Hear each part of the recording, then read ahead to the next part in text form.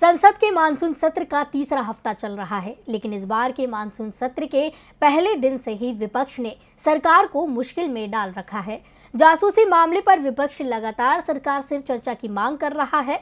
Pegasus जासूसी मामले के साथ ही विपक्ष कृषि बिल जैसे मुद्दों पर समझौते को तैयार नहीं है, जिसने सरकार के लिए मुश्किलें पैदा कर दी हैं, क्योंकि समय निकलता जा रहा है और संसद में काम नहीं हो रहा। तो हंगामे के बीच कैसा रहा संसद का आज का दिन, देखिए ये रिपोर्ट।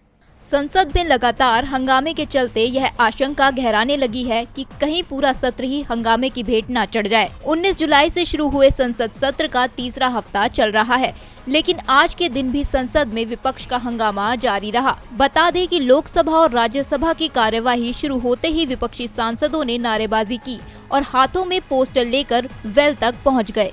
विपक्ष के हंगामे के बीच राज्यसभा और लोकसभा की कार्यवाही दोपहर 2 बजे तक के लिए स्थगित कर दी गई और फिर ये कल तक के लिए स्थगित हो गई। बता दें कि टीएमसी नेता डेरेक ओब्रायन के चाट पापड़ी वाले ट्वीट पर राज्यसभा में भारी हंगामा देखने को मिला। राज्यसभा में भाजपा सांसद मुख्तार अब्बास नकवी ने विपक्षी नेता पर भड़कते हुए इसे संसद का अपमान बताया।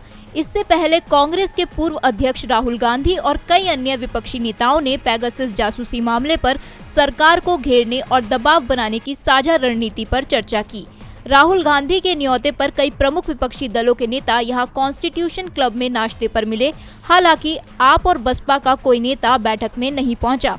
चाय पार्टी के बाद राहुल गांधी समेत अन्य कांग्रेसी सांसद व दूसरे दलों के सांसद भी कॉन्स्टिट्यूशन क्लब से संसद तक साइकिल से गए।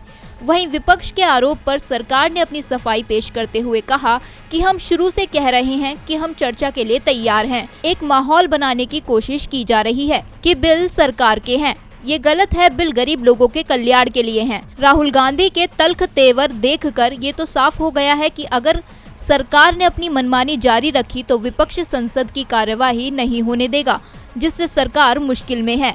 अब इस मुश्किल से बचने के लिए सरकार क्या हल निकालती है, ये देखना दिलचस्प होगा। डीबी लाइव की रिपोर्ट।